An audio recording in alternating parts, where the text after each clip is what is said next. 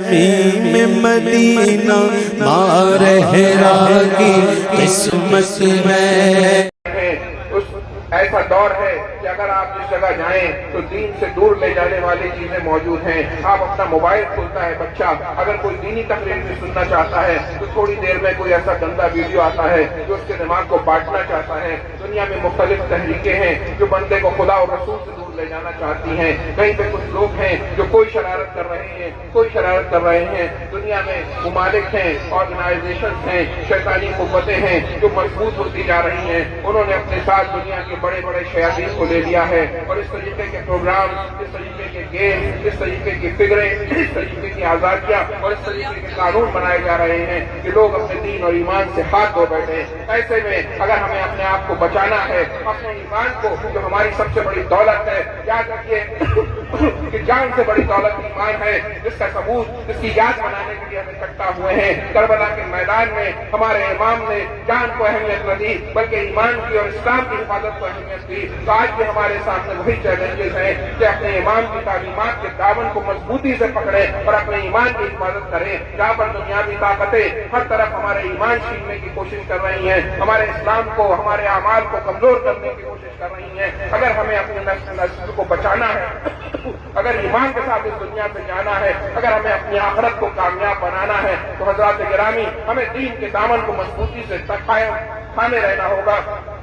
تعلیمات اسلام کو مضبوطی سے اپنے پکڑ کے رکھنا ہوگا۔ اپنے گھر کے ہر بچے کو ہماری یہ ڈیوٹی ہے کہ ہم اسے ضروری علم دین سکھائیں اور کوشش کریں کہ ہم خاندان میں ایک بہترین عالم دین اور عالمہ ہو۔ جب ہمارے خاندان میں علماء اکرام ہوں گے تو انشاءاللہ وہ ہمیں بہکنے نہیں دیں گے۔ اپنا علماء اکرام سے، اور یہ اس بات کی آپ گواہی دے رہے ہیں کہ کلومیٹروں سے آپ آئے ہیں، علماء اکرام کی خدمت میں آئے ہیں، علماء اکرام کو سننے کے لیے آئے ہیں، یہ آپ کا دینی جذبہ ہے، میں اسے سلام کرتا ہوں۔ اللہ تعالیٰ آپ کو اس کی بہترین صلہ عطا فرمائے۔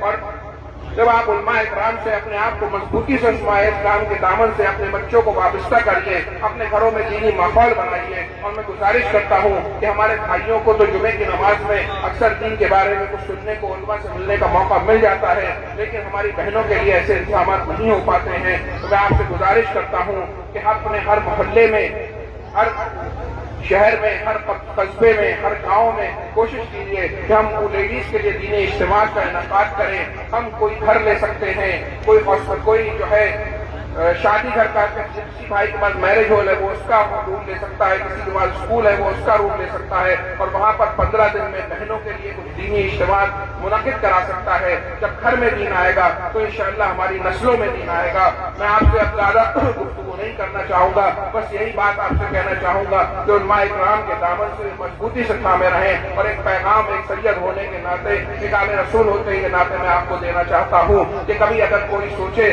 کہ صرف ہم اہل بیت کا دامن تھام لیں اور صحابہ کا دامن نہیں تھامیں تو وہ کبھی کامیاب نہیں ہو سکتا ہے۔